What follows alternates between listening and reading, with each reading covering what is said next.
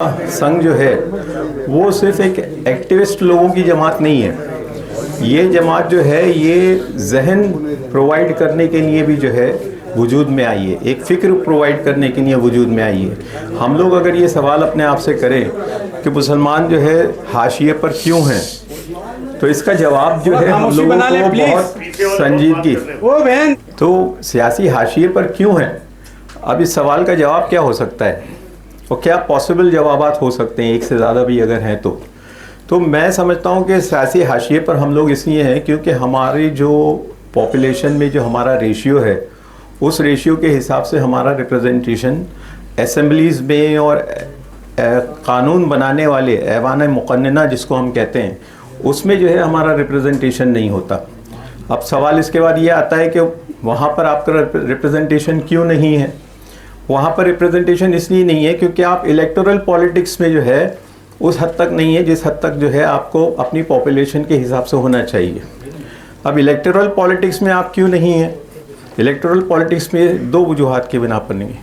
एक तो ये कि आप के पास उतना सरमाया नहीं है जो आप सियासत को जो है अपने रुख पर मोड़ने के लिए जो है इस्तेमाल कर सकें और उससे जो है कुछ हासिल कर सकें। अब आप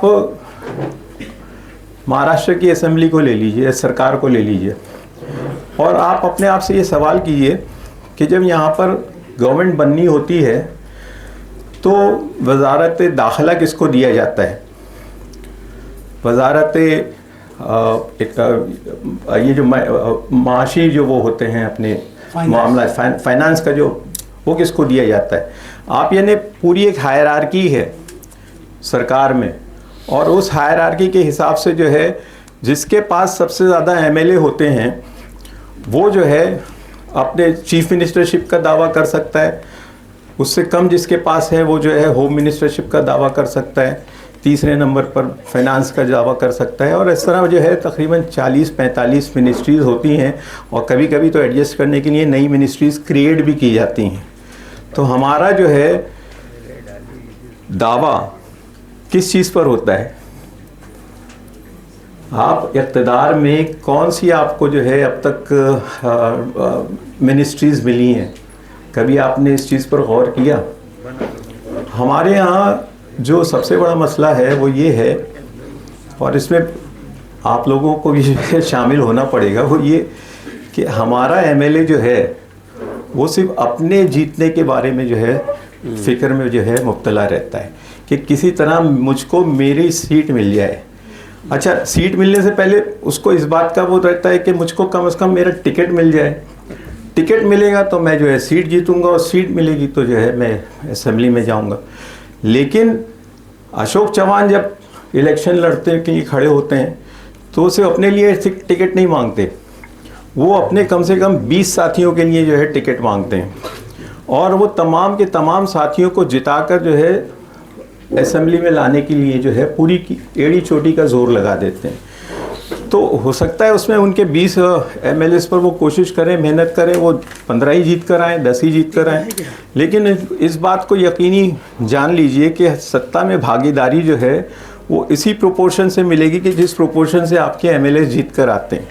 अब हमारे यहाँ आप महाराष्ट्र के सियासी मंजरनामे पर जो है नज़र डालिए, और मुझको एक नाम बताइए किसी ऐसे मुस्लिम एमएलए का जो अपने अलावा दूसरा आदमी भी जो है अपने साथ में खड़ा कर सकता हो। क्या बात? कोई नहीं। ये एक ऐसी हकीकत है जिसको हम लोग जो है जितनी जल्दी महसूस कर लें, जितनी जल्दी उसका इजाला करें, जितनी जल्दी उसका जो है निवारण करें, वो हमारे ही हक़ में। तो हम जब ये शिकायत करते हैं कि हम सत्ता में भागीदार नहीं हैं, तो उसकी वजह ये है कि पार्टी जो है, पार्टी बिजनेस है, पैसे लेके टिकट दिए जाते हैं, ये सब जानते हैं, इसको छुपाने की किसी से कोई बात नहीं है। और जो जितना ज़्यादा जो है बड़ा बैग लेके पहुंचेगा, जितने सीआर लेके पहुंचेगा, वो इस बात को यकीनी बना सकता है कि उसको जो है टिकट मिलेगा।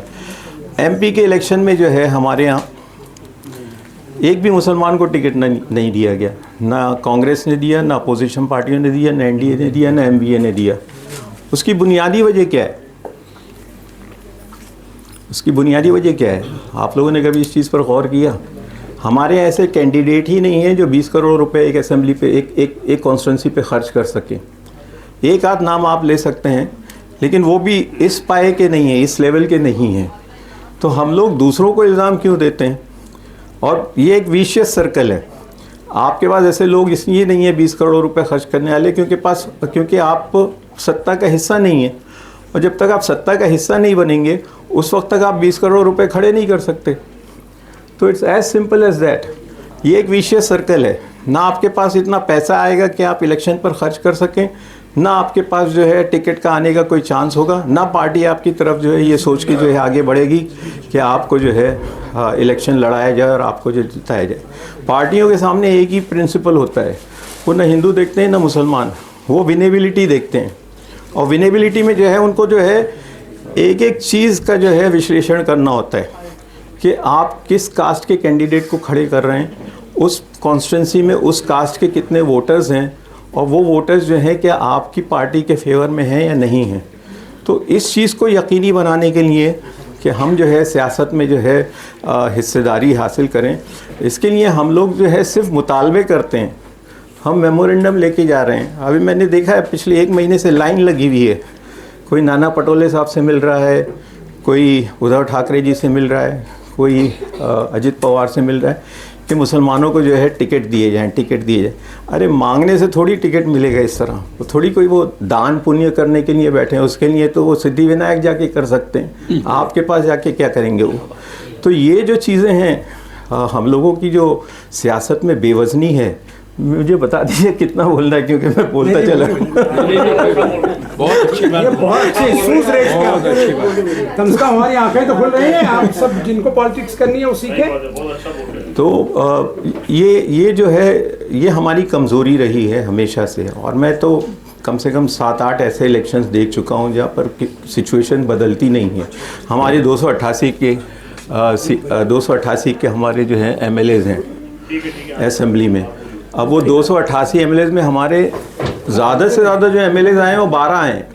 बेहतरीन जब भी दौर रहा है, जब यानी हालात साजगार रहे हैं, जब फ़िरका परस्ती उरूज पे नहीं थी, जब कांग्रेस का जो है तूती बोलता था और सेकुलर पार्टियों का जो है बड़ा दबदबा था, उस वक्त भी आपके 12 MLAs आते थे, आने चाहिए थे 30। तो ये जो टोटा है ये कैसे पूरा होगा? क्योंकि मैं तो एक सवाल और करता हूँ कि 288 MLAs की जो हमारी कॉन्स्टिट्यूंसी हैं उसमें हमारे लीडर जो है ना, इन कॉन्स्टिट्यूंसी के नाम जानते हैं क्या? 288 जो कॉन्स्टिट्यूंसीज हैं उसके नाम पता है लोगों को? हम लोग ज़्यादा से ज़्यादा south Bombay, opera house, Dharavi, Sewri, ये सब, भिवंडी, मालेगांव, उससे आगे बढ़े तो धूलिया चले गए, उधर चले गए तो आप औरंगाबाद चले जाएंगे, और उसके आगे चले गए तो नांदेड़ चले गए, अमरावती चले गए। लेकिन 288 में से आपको जब कॉन्स्टिट्यूंसीज़ के नाम नहीं मालूम हैं तो आप अपनी जो सियासी वज़न जो है अपना, उसको दर्शाएंगे कैसे?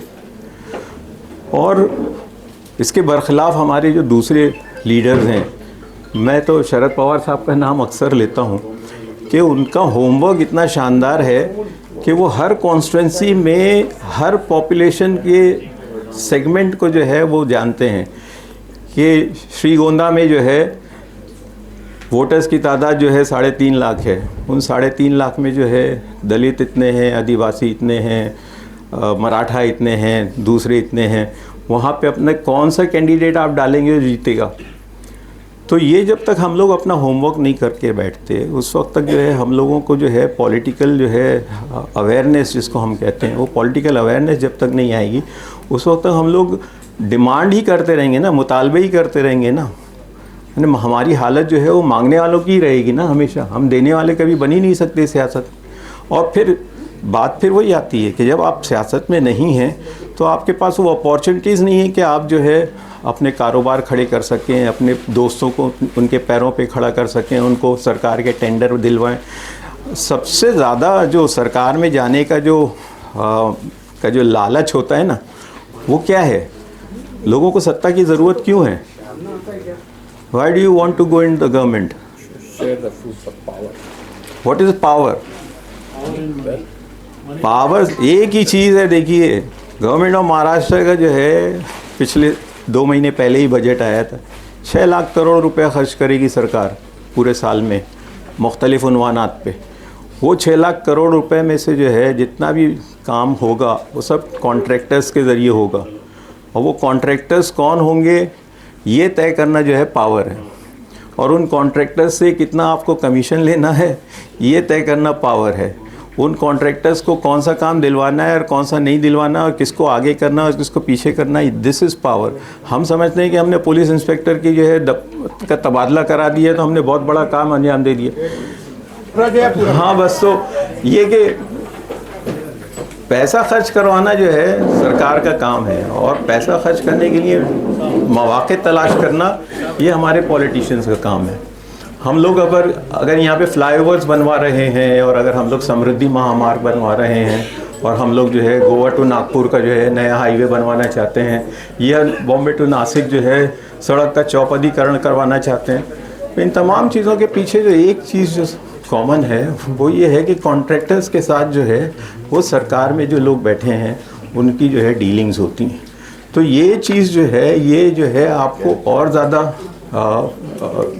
वो प्रोवाइड करती है फाइनेंसेस, और ये फाइनेंसेस जो हैं वो आपके इलेक्शन में काम आते हैं, वो आपकी जो है पार्टी को चलाने काम आते हैं। तो इस पूरे सिस्टम को हम लोग अगर समझ जाएं, और इस पूरे सिस्टम में जो है हम लोगों को कहाँ एंट्री लेना चाहिए, कहाँ इंजेक्शन की ज़रूरत है और कहाँ फाका करना चाहिए, अगर ये हमको मालूम हो जाए ना, तो मैं समझता हूँ कि हम लोगों की शिकायतें कि सरकार में जो है हमारा कोई अमल दखल नहीं है, ये बात जो है ख़त्म हो जाएगी। और आखिरी बात, वो तो सिस्टम में जो एक ख़राबी है उस ख़राबी को भी जो है हम लोगों को जो है बखूबी समझ लेना चाहिए। हमारे इलेक्टोरल सिस्टम में जो सबसे बड़ी ख़राबी है वो ये है कि ये जो हारने वाले उम्मीदवार हैं, हारने वाली पार्टीज़ हैं, उनके आकांक्षाओं को जो है कहीं रिफ्लेक्ट नहीं करता।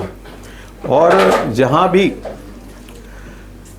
भी ऐसा होता है कि इलेक्शन होता है तो ये हमारा जो प्रिंसिपल है फर्स्ट पास द पोस्ट, यानी जिसको सबसे ज़्यादा वोट मिल गए वो जो है जीत गया। हम मिसाल के तौर पर बाईकलाई कॉन्स्टिट्यूंसी में 4 उम्मीदवार खड़े हुए, एक आदमी को जो है 21,000 वोट मिले और 3 आदमियों को जो है 20-20 हज़ार वोट मिले। तो 21,000 वोट जो लेकर आया वो जीत गया, हालांकि से 1,000 वोट ज़्यादा था। 60,000 वोट उसके अगेंस्ट पड़े। आज भी जो बीजेपी की सरकार है वो भी 30-33% वोटों की बुनियाद पर खड़ी, 70% लोग जो है अब भी उसके खिलाफ हैं। लेकिन सारा का सारा जिसको कहते हैं ना कि पूरा क्रीम जो है वो अपने साथ बटोर के ले जाते हैं, और जो 60,000 वोटर्स जो थे उनकी बात जो है कहीं सुनाई नहीं देती। तो हम लोगों को जो है एक चीज़ जो निज़ाम भाई हम लोगों को करना है, आर्यू भाई करना है, वो ये कि इलेक्टोरल रिफॉर्म्स की बात करना चाहिए। इलेक्टोरल रिफॉर्म्स में सबसे बड़ी जो हम लोगों को ज़रूरत है और जिसकी आज भी गुंजाइश है वो ये कि जो कैंडिडेट्स ऐसे हैं, ऐसी पार्टियों के हैं जो हेट स्पीचेस के मामलात में मुलव्वस हैं और जिन्होंने जो है नफ़रत फैलाकर जो है इलेक्शन लड़ने का फ़ैसला किया है, इलेक्शन लड़ रहे हैं, उन लोगों को जो है इलेक्शन लड़ने से रोकने के लिए जो है हम लोगों को कोई ना कोई काम करना चाहिए। सुप्रीम कोर्ट की अपनी हिदायतें हैं। सुप्रीम कोर्ट ने जो है बहुत से मामलात में जो है इस चीज़ को जो है आइडेंटिफाई किया है कि हेट स्पीचेस जो हैं उनको जो है बंद करने के लिए मौसर इक़दाम उठाए जाएँ। ये सिर्फ एक मशवरे की हद तक था। सुप्रीम कोर्ट को तो यहाँ पर इससे आगे जाना चाहिए था कि वो खुद बैन कर देती इन ऐसे लोगों को, और अगर सुप्रीम कोर्ट ने नहीं किया है तो ये हमारा फ़र्ज़ है कि ऐसे जितने भी कैंडिडेट्स हैं, जिन पार्टियों के भी हैं, उनको खिलाफ़ जो है स्टे ऑर्डर लेकर आना, उनको इलेक्शन के जो पूरी कार्रवाई है उससे बाहर करना, और इस बात को यकीनी बनाना कि साफ़ और शफ़ाफ़ इलेक्शंस हो। इसमें इलेक्शन कमीशन की भी हम लोगों को जो है मदद की ज़रूरत पड़ सकती है, और वो काम भी जो है मैं समझता हूँ कि हम लोगों को आज नहीं तो कल, कल नहीं तो परसों करना पड़ेगा।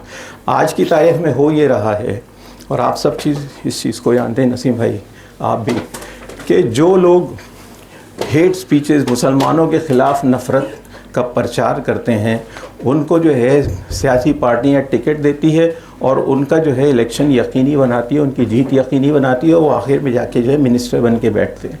अगर इस खामी को अगर हमने दूर किया और हमने हेट स्पीच देने वाले लोगों को इनाम के बजाय सज़ा देने की जो है बात को यकीनी बनाया, तो मैं समझता हूँ कि हमारा सारा तकलीफ़ जो है वो दूर हो जाएगी। और वो लोग जो ये समझते हैं कि हम जो है मियाँ भाइयों को जो है टप्पू मारकर भी जो है पार्लियामेंट में पहुंच सकते हैं और असेंबली में पहुंच सकते हैं और मिनिस्टर बन सकते हैं, उनके ख्वाबों को चिकनाचूर करना जो है वो हमारा फ़र्ज़ है।